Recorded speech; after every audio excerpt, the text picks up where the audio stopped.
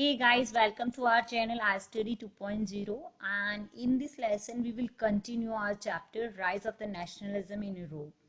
In previous lesson we will discuss the meaning of the nationalism and the reasons of the rise of nationalism in Europe and meaning of the industrial revolution and the changes after industrial revolution in the Europe. Now, in this lesson, we will discuss about the why did the Industrial Revolution start from the England, and it's the reason that England was the first country that experienced modern industrialization. In comparison to other countries of Europe, England held several conditions which made industrial revolution possible in that country. First reason that the large colonial empire of England. आप सभी को पता है कि England जो है उसने almost of the world continents जितने भी हैं उन पे सभी पे अपना कॉलोनी सेटअप की थी। तो उसके लिए इनको क्या मतलब सबसे बड़ा रीज़न ये था इनके इंडस्ट्रियल एम्पायर का, क्यों मतलब क्या मतलब ये क्यों बेनिफिशियल था इनके लिए, क्योंकि रॉ मटेरियल्स जो थे और in new market were available in the colonial empire of the 18th century, while other European countries did not have such colonies. तो उनको रॉ मटेरियल की जो अवेलेबिलिटी थी, वो जो इनको चाहिए था वो उन कंट्रीज से इनको मिल रहा था जहाँ पे इनकी कॉलोनीज थी। एंड दूसरा रीजन था availability of iron and coal mines at near by areas in the England. जो इंग्लैंड के आसपास के एरियाज थे वहाँ पे सॉलिड आयरन जो था, सॉलिड आयरन मिल रहा था इनको, प्रोडक्शन ऑफ आयरन हो रहा था and was necessary for the manufacturing of the machine. तो जो सॉलिड आयरन इनको मिल रहा था उससे मैन्युफैक्चरिंग मशीन की मैन्युफैक्चरिंग हो रही थी। थर्ड रीजन था production in accordance with the consumptions के अकॉर्डिंग इनका प्रोडक्शन इनको करना था। तो बेसिकली जो लग्जीरियस गुड थी लोग इंपोर्ट करते थे फ्रांस से, और उस टाइम पे जो फ्रांस था वो बहुत बड़ा एक्सपोर्ट बिजनेस था उनका लग्जीरियस गुड का। बट इंग्लैंड का जो था ना, England war based on the kind of goods that always remained in high demand, and England believed that if the sources of the manufacturing of such good in cheaper way are discovered, then their market could be increased further. Hence, England was ready to adopt such ways by which it could produce the good on the large scale. Third जो reason था availability of the semi skilled labourers. जो feudal system था abolish कर दिया गया England में, and the semi skilled जो labourers थे वो settling down in the cities और in the large number, and after the revolution started they become available to the work on machine. तो मतलब वो मशीन पे काम कर सकते थे। एंड थर्ड जो फिफ्थ रीजन की बात करें, the French revolution and the war, and the French Revolution and the War of Napoleon contributed significantly to the development of the Industrial Revolution in England. And during the war, England felt the need of improved ways of the production to meet the demand of its soldier and the soldier of its allied countries, कि इसे अपने जो soldiers की demand को पूरा कर सके और जो अपने इनके अलाइड कंट्रीज थे या इनके जो फ्रेंड कंट्रीज थे उनकी नीड्स को पूरा कर सके। And the sixth reason was availability of the capital. अब किसी भी मार्केट को सेटअप करने के लिए या मतलब इंडस्ट्री सेटअप करने के लिए हर कंट्री के पास कैपिटल की जरूरत होती है। तो England had more capital to set up a large scale industries compare to other countries of the Europe. And the contemporary situation की बात करें वो supportive of the collecting money and to promote it use. और in 18th century की बात करें, the businessman of the England got to the facility of the procuring the loan and also accumulating the capital.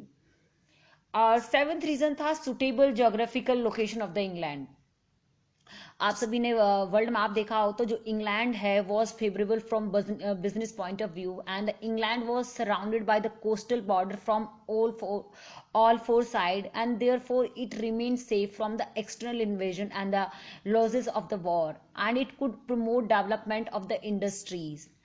और हम the eighth reason की बात करें, and the agriculture revolution in England which took place in the England also promoted industrial development. And the ninth reason is promoting the scientific inventions. England, compared to other European countries, gave more freedom to its scientists regarding political and the religious interference, and gave encouragement to the scientific association as a result of the conductive, you can say conducive या conductive situations. The scientific invention largely took place in the England that time. तो ये एक सबसे बड़ा reason, मतलब सबसे बड़ा reason था. Now we can talk about the invention and the reforms in various sector during the industrial revolution. तो कौन कौन से सेक्टर्स थे जिनमें इन्वेंशंस हुए, रिफॉर्म्स हुए, उन चीज़ों की बात करेंगे हम लोग. तो फर्स्टली हम बात करते हैं फार्मिंग सेक्टर, यू कैन से, या तो एग्रीकल्चर सेक्टर. तो during the industrial revolution the agriculture was the first sector to experience reform. तो सबसे पहले जो चेंजेस आए या रिफॉर्म्स हुए वो एग्रीकल्चर सेक्टर से स्टार्ट हुए इंग्लैंड में. And it is believed that the industrial revolution was not possible without the agriculture, yeah, you can say farming. And usually the same traditional method and the equipment were being used till the 17th century, and which were used in several centuries ago. And since due to no changes in agriculture technique, the demand of agriculture goods was not more, and their consumption in the state.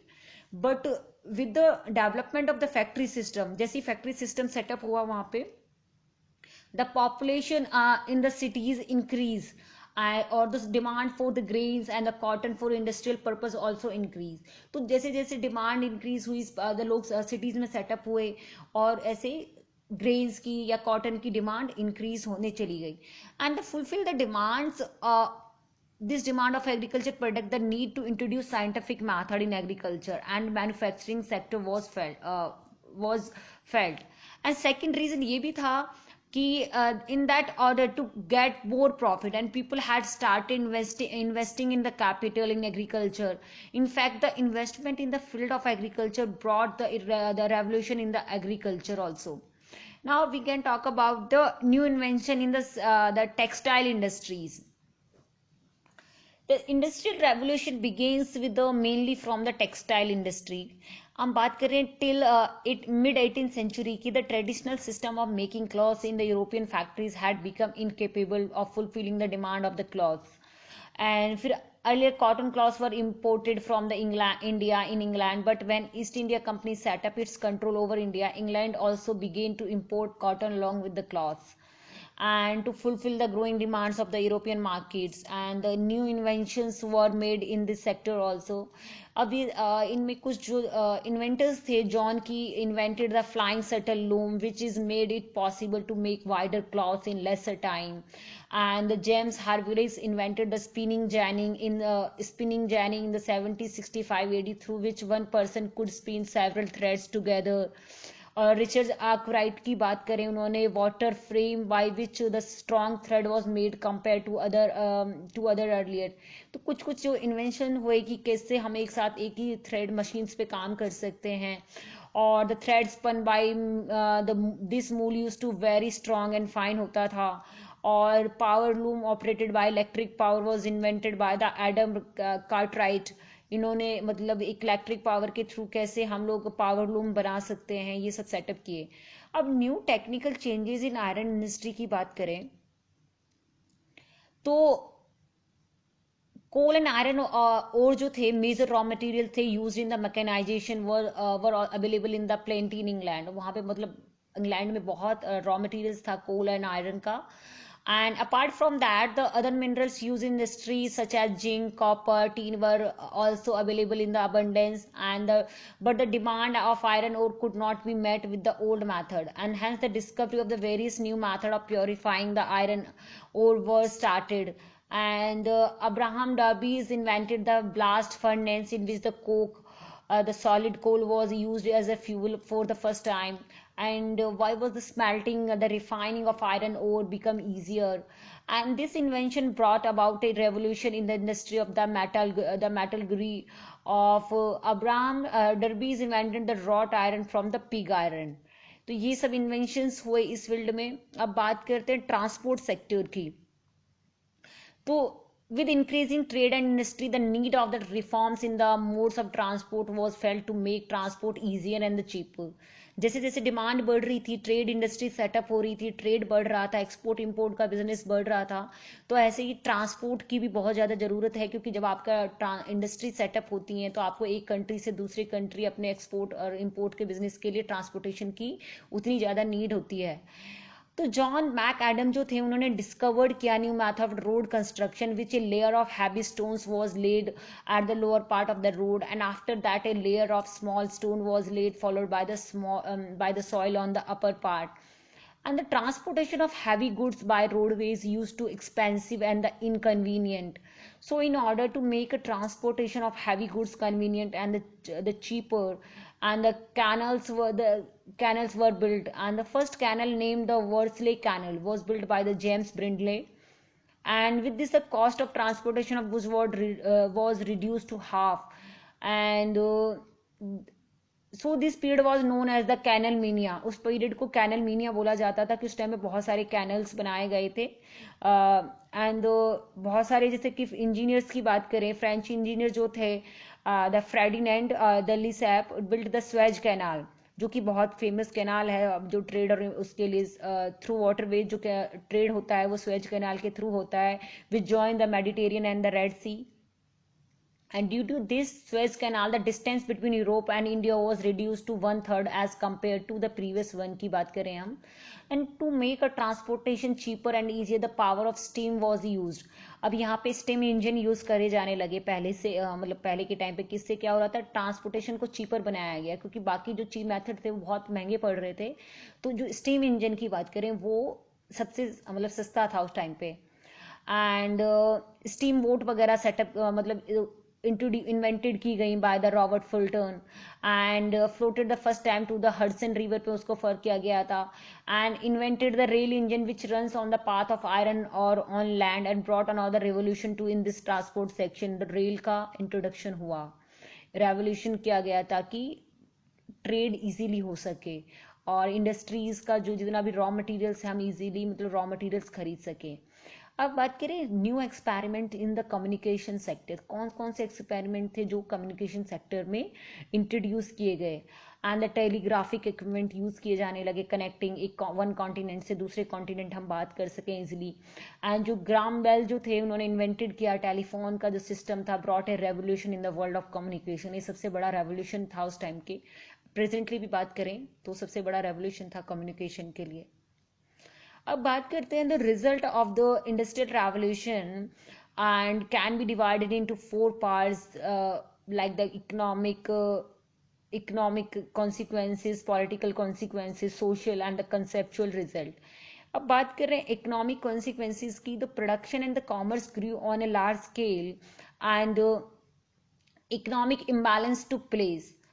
तो economic जो था imbalance हो गया क्योंकि production हो रहा था, commerce जो था ग्रू कर रही थी लार्ज स्केल में, तो इसलिए इकोनॉमिक इम्बैलेंस हो जा रहा था. And development in urban areas was greater than in rural areas. तो अर्बन सिटीज जो थी, जो एरियाज की, वो बहुत डेवलप हो रही थी comparison to rural areas. And cottage industries जो थी हमारी वो मतलब उस टाइम की बात करें, यूरोपियन इंग्लैंड की बात करें, वो were destroyed. And the national market too got state protection and industrial capitalism was developed. तो वो जो नेशनल मार्केट्स जो थे वो स्टेट को प्रोटेक्ट कर रहे थे, इंडस्ट्रियल कैपिटलिज्म को प्रोटेक्ट कर रहे थे जो डेवलप हो रहा था. और जो कॉटेज इंडस्ट्री थी वो धीरे धीरे डिस्ट्रॉय होती चली गई. पॉलिटिकल कॉन्सिक्वेंसेज की बात करें, the demand for a democratic setup was increase in politics and the political ambitions of the middle class arose. उनका एम्बिशंस अरोज हो रहे थे, मिडिल क्लास बहुत ज़्यादा राइज हुआ था इस टाइम पे, यूरोपियन के टाइम पे, यूरोपियन नेशनलिज्म के टाइम पे. And colonial competition gain the momentum through the industrial revolution and the labourers become organised and the resorted to movement for their demand. Social consequences की बात करें, new social cause emerge, moral values हो रही थी उनकी decline हो रही थी, कॉन्जुगल फैमिली सिस्टम स्कैटर्ड हो रहा था, and new culture emerge and the human relationship got decline.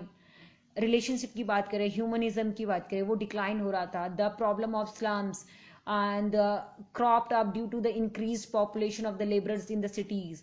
जो क्रॉप्ड किए जा रहे थे स्लम्स एरियाज को, क्योंकि सिटीज में क्या हो रहा था, लेबरर्स इंक्रीज हो रहे थे. एंड हम बात करते हैं कंसेप्चुअल कॉन्सिक्वेंसेज क्या थे. Economic liberalism was welcome and the social emerge. Socialism emerge हो रहा था, क्योंकि इकोनॉमिक लिबरलिज्म के साथ क्या कर रहा था, वो वेलकम कर रहा था सोशलिज्म को।